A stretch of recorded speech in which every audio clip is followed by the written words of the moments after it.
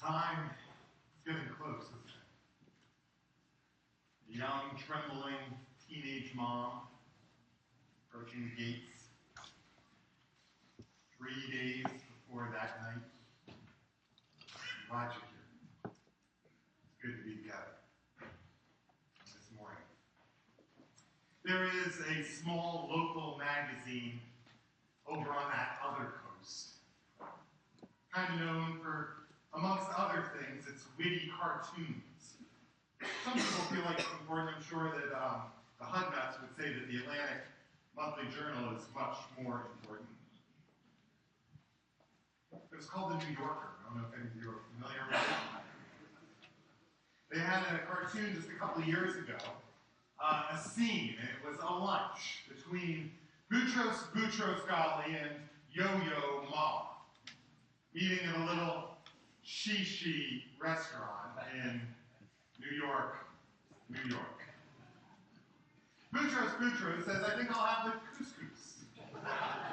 Yo-Yo asks, "How is the mahi-mahi?" To which, of course, the waiter says, "So-so." It is the season for repetition, isn't it? Gobble, gobble, ho, ho, ho, fa, la, la, la, la, la. But, of course, repetition has always been used throughout the ages as a literary device to try to denote a real emphasis, to try to make a strong statement even stronger, right? Well, this Advent season, we have been trying to unpack some of the more important themes of Advent and of Christmas by taking a look at some of our favorite Christmas carols. And today, we're going to be talking about a carol that uses this literary device, has this kind of hearted plaintive cry, this strong sense of it. O come, Emmanuel, and ransom captive Israel. It's a little bit of a different carol than most, isn't it? Kind of a little dark and dissonant, kind of almost a melancholy tune, a little bit sad almost, very different from the typical deck the halls and joy to the world and jingle bells and all that goes along with it.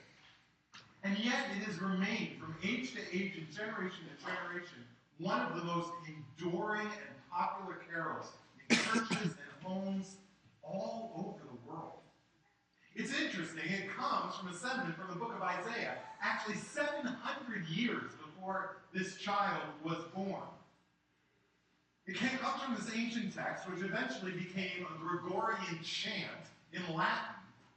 And it wasn't until 1710 that the Jesuit hymnographer, Johannes Herringdorf, that's it, Johannes Herringdorf, put it to music for the first time, and then throughout that, since the last 300 years, it's been spreading all over the world.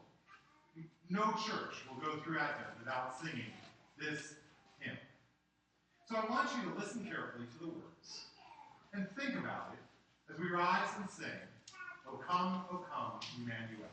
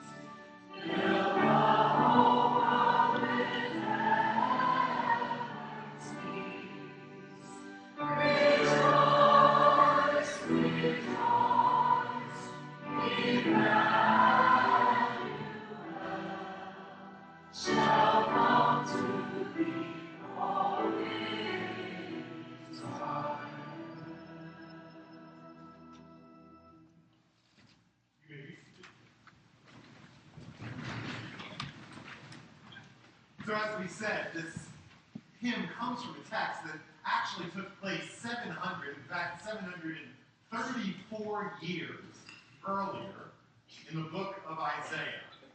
The situation for Israel at that point was pretty grim. The Assyrian Empire had grown to be the largest and strongest empire in the earth at that time. They had already conquered the northern kingdom of Israel and it had carried away all of its inhabitants into exile in Assyria. The southern kingdom, which included Jerusalem, Judah, which was controlled by King Ahaz, was having a very difficult time. They had a very precarious relationship with Assyria to start with, but they were embroiled in another war with two of their smaller neighbors, Ephraim and Syria, who were attacking Judah and were sieging the walls of Jerusalem. It was obvious that they were stronger than Judah was and that they were going to lose this war, and so Ahaz was stuck in a very precarious tug-of-war predicament. Should he try to hold out until the walls were overcome and Jerusalem was destroyed? Or should he dispatch a messenger to the empire of Assyria and ask them for their help? They would come and they'd be able to take care of these roughnecks in no time flat. But the cost of that, the price tag, is that Judah would then have to become a vassal state to the empire of Assyria. Now, Ahaz had become completely desperate, completely sort of out of his mind. He had already sacrificed one of his own sons to pagan gods to try to ask for some sort of supernatural intervention. But one day, he is out by the walls of Jerusalem checking on the water cisterns and the water supplies to see how much longer they could hold out. When all of a sudden, lo and behold, the prophet Isaiah shows up. And Isaiah urges Ahaz not to send a messenger to Assyria, not to align with Assyria. Isaiah says, put your trust in God. God has said to me, God is going to be there for you. These walls will not fall. You will hold strong. And then Isaiah says, in fact, God told me to tell you that you can ask for any sign you want. God will send you a sign, anything you ask for, just to prove to you that God is with you, that God can be trusted, and God will take care of this situation. Well, Ahaz says, no, I couldn't ask God for a sign. And it's an interesting thing, isn't it? Throughout the scriptures, over and over, it always is God saying, don't ask for a sign, don't test your God. There's only a few places in all scripture that God says it's okay to ask for a sign, and this is one of them. But God says, anything, you name it, whatever sign you want, I will give it to you. But Ahaz says, no, I couldn't possibly do that. And so here's what Isaiah says. Then Isaiah said, hear then, O house of David. Is it too little for you to weary mortals, that you weary my God also? And then he says these words, which are among some of the most famous words in all of Scripture. Therefore, the Lord himself will give you a sign. Look, the young woman is with child, and shall bear a son, and shall name him Emmanuel, which means God with us. Emmanuel, God with us. Why do you think it is that this carol, that this hymn, has remained such a favorite, has had such resonance amongst our souls for 300 years across country and generation and space and place and culture? What is it about this song.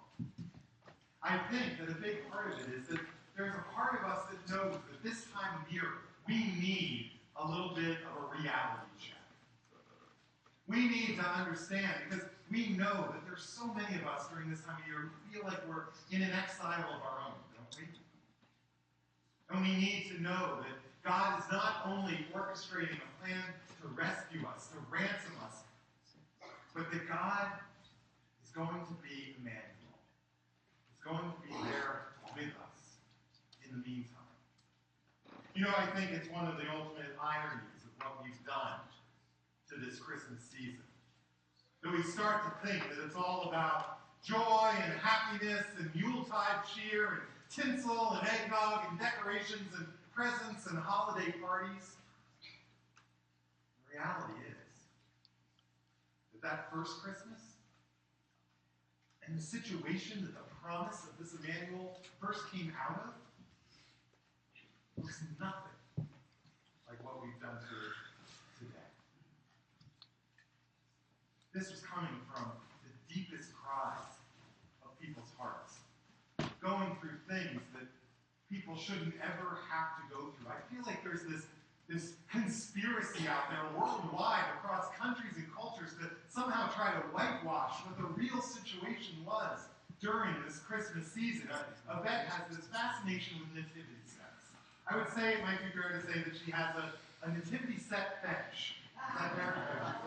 Maybe I'm going to be in trouble. But we travel all over the country, all over the world, wherever there's nativity sets, there's Yvette. She came out looking at it. The thing is, she doesn't just like to look at them, she likes to buy them. And so we buy all these nativity sets from all over the world. But the thing that is so interesting to me is that wherever you go, whatever country you travel to or culture you go to, you pick up this Mary piece, and she always has the same face, doesn't she? This one looks a little bit like that Spanish artist, what's her name, Frida? A little bit, but they all have the same face, this look of absolute peace and tranquility. As if being an unwed teenage pregnant mom, trying to convince her, not just her fiance, but her entire family and community that God is actually the Father, is the most peaceful, tranquil thing in the world. That it's normal and natural for a woman in her ninth month of pregnancy to be riding on the back of some donkey for days and days to a place she didn't even want to go in the first place, and then to have to give birth in a barn surrounded by animals and put her firstborn child in a feeding trough of all things. You know, just once, anywhere in the world, any of these countries I go to, I wish I could pick up a Mary Nativity set and see a piece of it.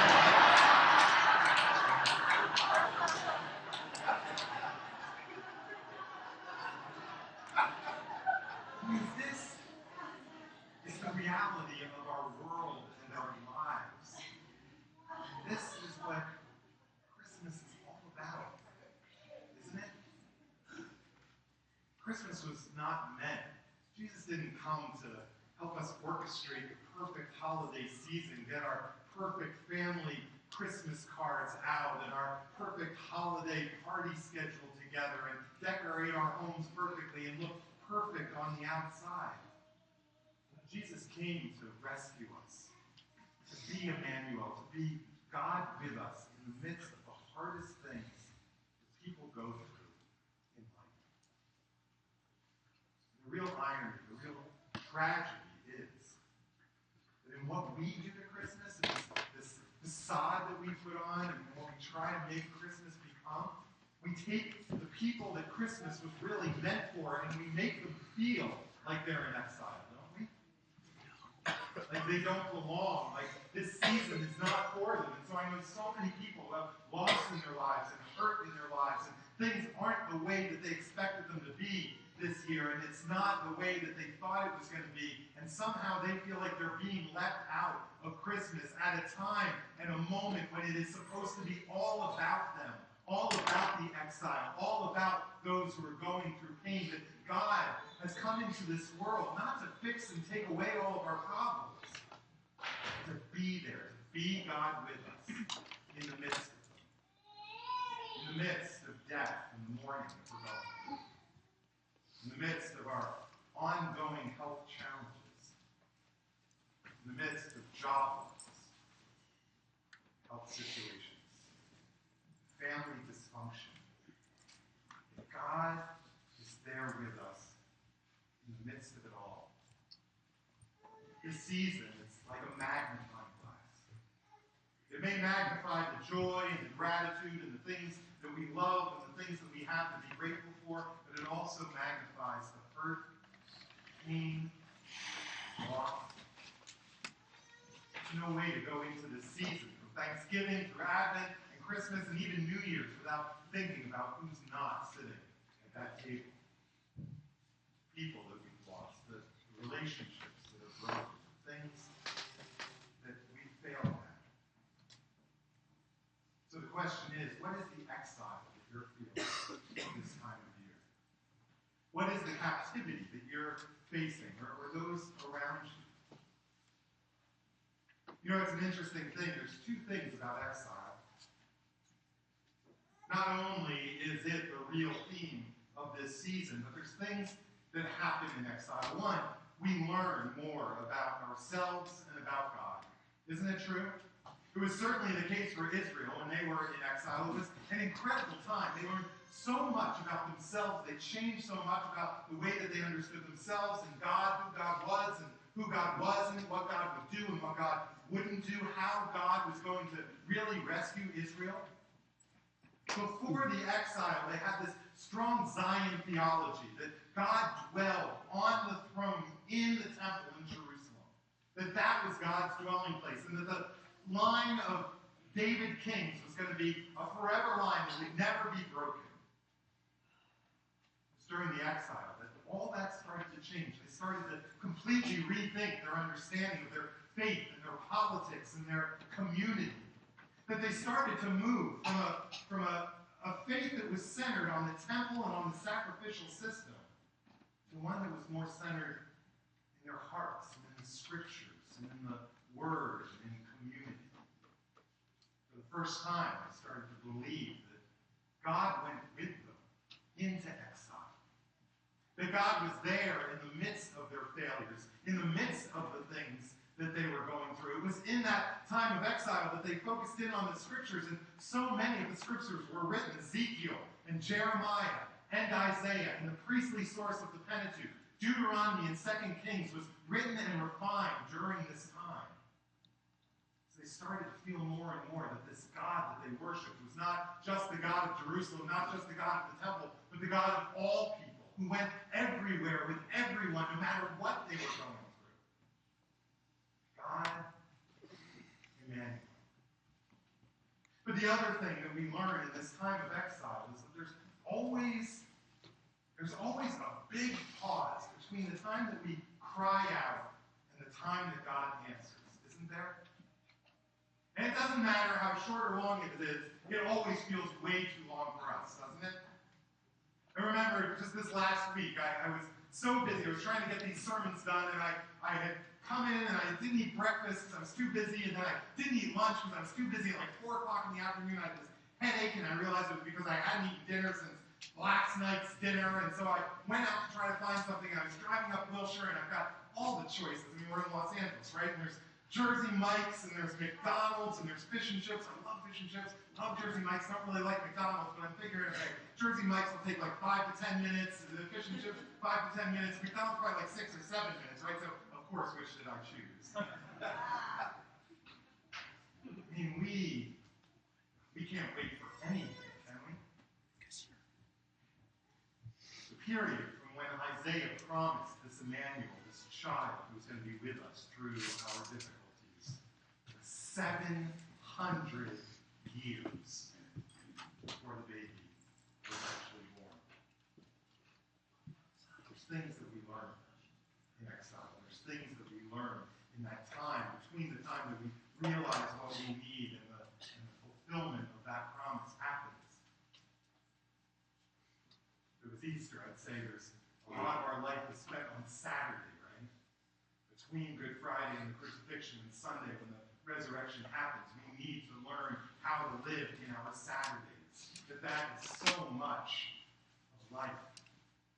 I can't believe that it was 5 years ago.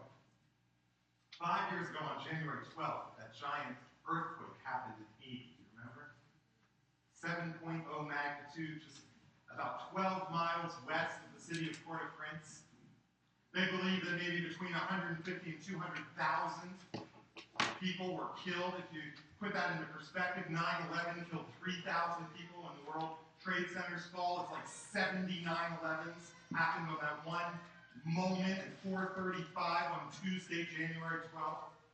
After that terrible, terrible tragedy, there was a lot of beautiful stories that came out of it as people rushed from all over the world to help people dig out and try to help rebuild Haiti as much as possible. But probably one of the most powerful and iconic stories that came out of that disaster was the story of Kiki. Remember any of you? A little boy whose family was buried under their family home and it collapsed in an instant. The parents got away with their 5 children stuck underneath the rubble. They assumed that their children were gone and dead, but they came back like a day later, and somebody heard little voices from under the rubble saying, "Help, Mama! Mama, water! Help, Mama, water!" Suddenly they mobilized the entire town and everyone started digging. 3 of the 5 passed away before they were able to get them out. But 8 days later, 8 days that must have felt like 700 years. 8 days later, they finally pulled this little boy out of the rubble. And the moment that he came out of the rubble, a picture was taken that is so bad on here. I'm going to show it to you, but you have to go and look it up on Google.